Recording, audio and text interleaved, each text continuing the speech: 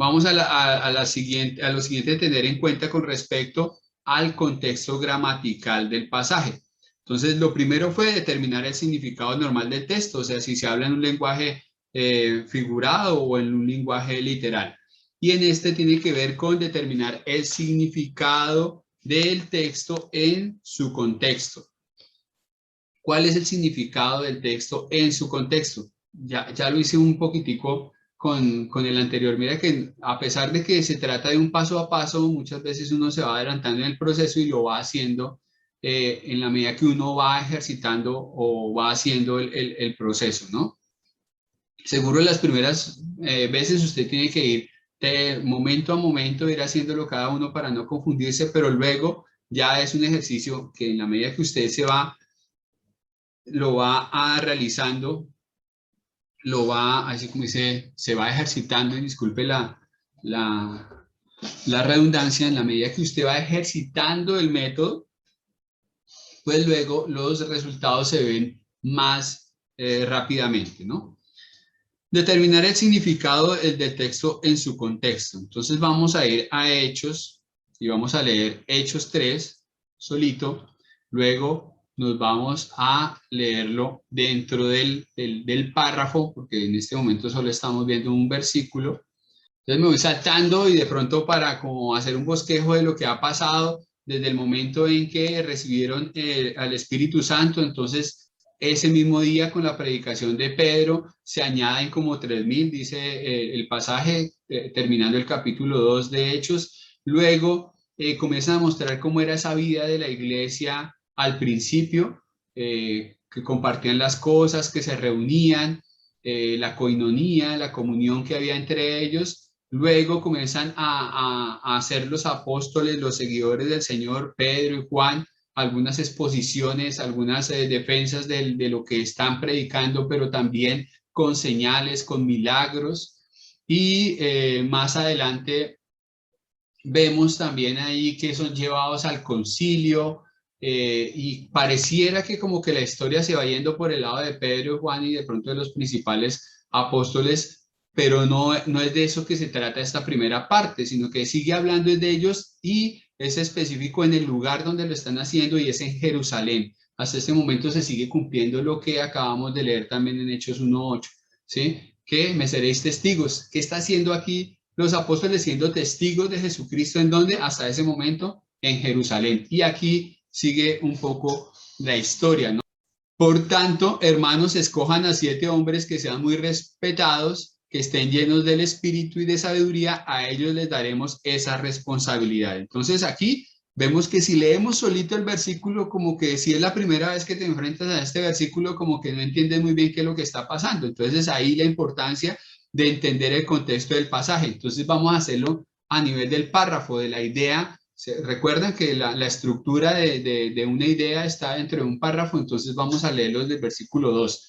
De manera que los 12 convocaron a todos los creyentes a una reunión. Dijeron: nosotros los apóstoles deberíamos ocupar nuestro tiempo en enseñar la palabra de Dios y no en dirigir no en dirigir la distribución de alimento. Por tanto, hermanos, escojan a 7 hombres que sean muy respetados, que estén llenos del espíritu y de sabiduría. A ellos les daremos esa responsabilidad. Entonces nosotros los apóstoles podremos dedicar nuestro tiempo a la oración y a enseñar la palabra. Entonces aquí ya comienza comenzamos a ver dentro del pasaje, ¿cierto? Que los 12 se tuvieron que reunir, los 12 apóstoles, y decidir respecto a un asunto. Aquí si uno lee solamente este pasaje no sabe exactamente, tiene que ver algo con la distribución del alimento. ¿Será que le están sirviendo más poquito a unos que otros? ¿Será que sí, no está siendo equitativo? Entonces por eso hay que leer el contexto. Y aparte dice, creo que nos estamos ocupando mucho de algunas labores específicas que no necesariamente son las más importantes. Entonces nombremos a otros que se ocupen de ello y nosotros nos vamos a ocupar de cosas cruciales en este momento del crecimiento de la iglesia, que es la oración y enseñar la palabra. ¿Listo? Entonces esto es lo que nos dice ya el texto. Entonces lo primero es comenzar a entender ese contexto inicial. No es suficiente, aquí nos faltan más elementos para lograr entender más qué quería decir allá, qué era lo que buscaban al nombrar a 7, o a nombrar, aquí no estaba diciendo que sean 7, a nombrar, así escojan 7 hombres que sean muy respetados. Entonces, a nombrar a 7. ¿Para qué los querían escoger? Que se dediquen a esta responsabilidad. Vemos que tiene que ver algo con la distribución del alimento, pero ¿por qué? ¿Sí? Entonces, ahí tenemos que ir ya más allá a ese contexto inmediato que es la primera, la segunda parte, ¿no? Lo primero, entonces, ese contexto inmediato lo encontramos en el párrafo, ¿sí? Y ya el contexto inmediato, pues lo que nos da la idea de central de cuál es la discusión, pues nos lo da los otros versículos adyacentes e inclusive ya cómo está con respecto a todo lo que nos quiere narrar Lucas en esta parte. Bueno, ahora sí, volvemos al versículo 1 para leerlo de esta forma. Dice el versículo 1, ahora sí, al multiplicarse los creyentes, o sea, están creciendo, estamos hablando de una iglesia creciente, se están multiplicando. O sea que el crecimiento está siendo bastante grande. Al multiplicarse los creyentes rápidamente, ¿sí? Hubo muestras de descontento. Entonces aquí ya hay una tensión. ¿Cuál será el problema? Los creyentes que hablaban griego se quejaban de los que hablaban hebreo diciendo que sus vidas eran discriminadas en la distribución diaria de los alimentos.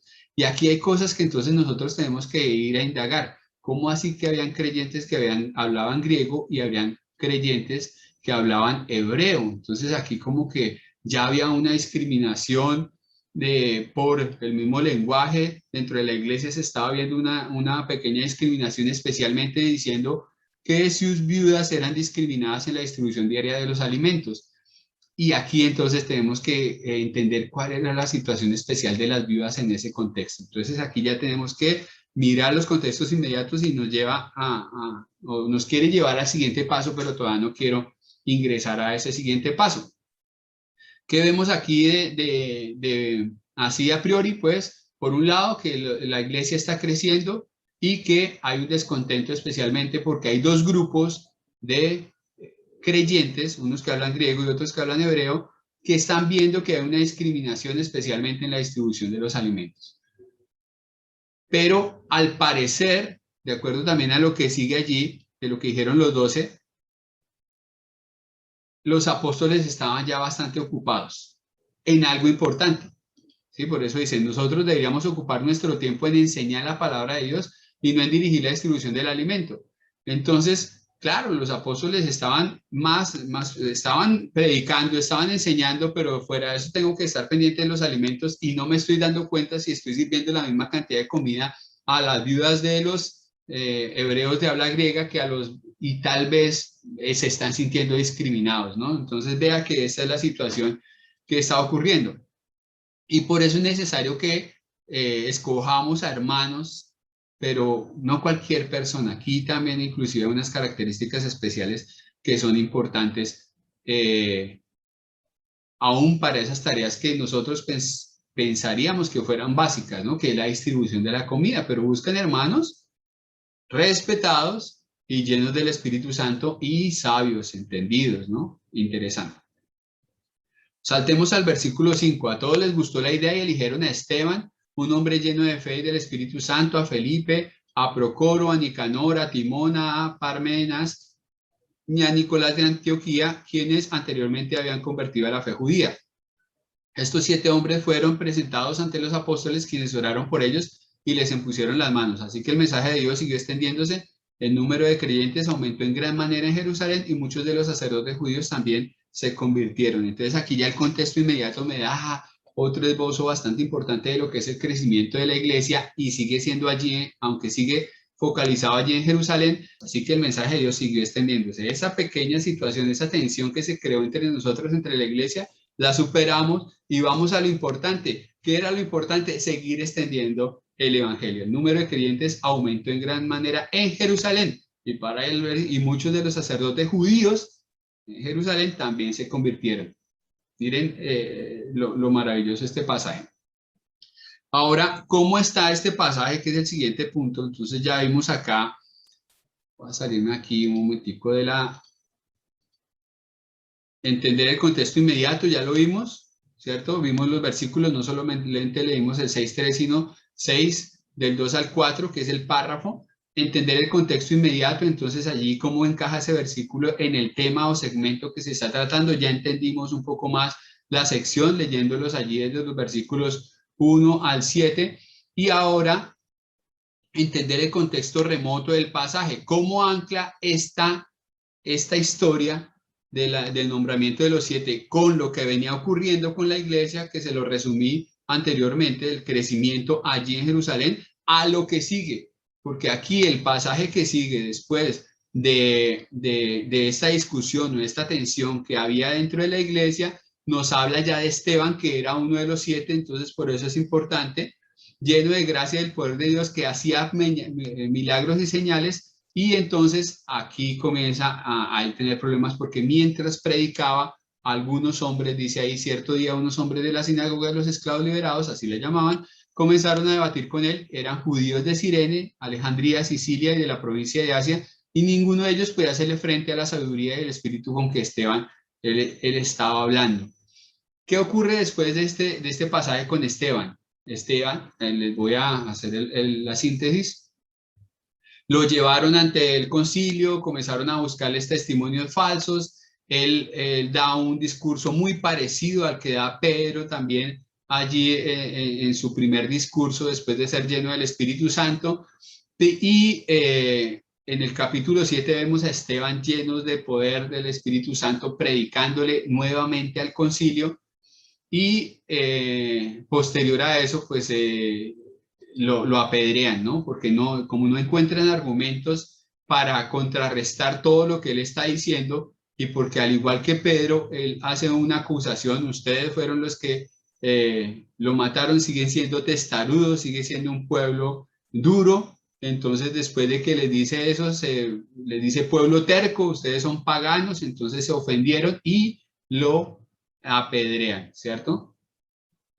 Pero a partir de ese momento comienza una persecución a la iglesia y hace que comience a cumplirse ese crecimiento o esa expansión progresiva de la iglesia. Entonces ya no deja de estar, porque el siguiente pasaje ya no es Esteban siendo apedreado, sino es Felipe, otro de los que estábamos allí nombrados dentro de esos 7, yendo a predicar a Samaria. ¿Sí? Entonces la persecución dispersa a los creyentes y los lleva a predicar a Samaria. Y entonces vemos aquí cómo va el hilo conductor de la narración, ¿no? Jerusalén, los apóstoles nombran a otros, o sea, ahí viene otro grupo de personas llenos del Espíritu Santo también, que llevan el evangelio a otras partes. Entonces esto es maravilloso, la forma en la que cuando nosotros analizamos el pasaje a la luz de este proceso, pues comenzamos a entender ese panorama general sin salirnos del contexto, sin salirnos de lo que quiere decir, lo que nos quiere mostrar el autor, y determinando el significado del texto dentro de su contexto. ¿Requiere dedicación? Claro que sí, pero entonces esa es la tarea en el estudio que estamos realizando. Bueno, entonces nos encontramos en nuestras reglas de la interpretación, y en la primera de esas reglas, que es tener en cuenta el contexto gramatical del pasaje que estamos estudiando. Entonces tenemos que en primera instancia determinar el significado normal del texto, que es lo que vimos, si es literal o si es figurado. Tenemos que tener en cuenta o determinar el significado en su contexto, que fue lo que acabamos de ver. El primero, entender el contexto inmediato del pasaje, y el segundo es entender el contexto mediato del pasaje. Y el tercero, el contexto remoto. Entonces vea que aquí estamos aplicando un poco también de esa metodología de lo microscópico a lo macroscópico, ¿sí? De lo micro a lo macro, del detalle a lo grande, también en cuanto a la interpretación. Y ahora vamos a ver la tercera parte, que es determinar el significado de todas las palabras del texto. Lo primero que tenemos que hacer acá es recordar que debo buscar en el diccionario las palabras que no entiendo. Si yo no entiendo una palabra, leí algo y no la entiendo, pues no sigamos, ¿sí? Busquemos ese significado, porque seguramente es importante para entender o para interpretar correctamente lo que estoy leyendo. Y palabras que de pronto pasamos por alto allí y leemos muchas veces.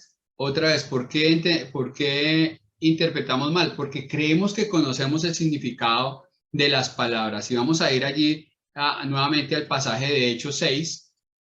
Les decía que Esteban, que al parecer también era de habla griega, va y se dirige a un grupo de personas, les está compartiendo el evangelio a estas personas, pero son un grupo especial allí en Hechos 6. Quiero que lo veamos acá en Hechos 6. El versículo 8. Esteban, un hombre lleno de la gracia y del poder de Dios, hacía señales y milagros asombrosos entre la gente. Cierto día, unos hombres de la sinagoga de los esclavos libertados, así la llamaban, y ahí me devuelvo, ya ahí miré una palabra que no entiendo. ¿Quiénes eran eso? ¿Cómo así una sinagoga de los esclavos libertados? ¿A qué se refiere esto de esclavos libertados? Entonces, tengo mi diccionario bíblico, de una vez voy y busco qué me quiere decir esto, a qué se refiere esto de los esclavos libertos, y entonces dice, grupo de judíos que al parecer habían sido esclavos en Roma y que tras de su liberación edificaron una sinagoga en Jerusalén. No hablaban hebreo, sino griego. Por eso fueron independientes.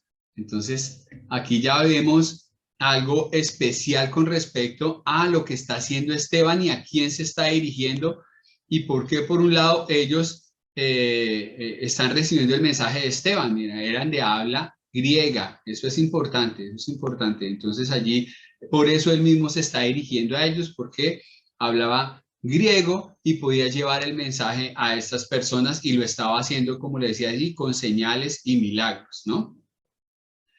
Eran judíos de Cirene, Alejandría, Sicilia, de la provincia de Asia, y ninguno de ellos podía hacerle frente a la sabiduría y al espíritu con el que hablaba Esteban. Eso es tremendo.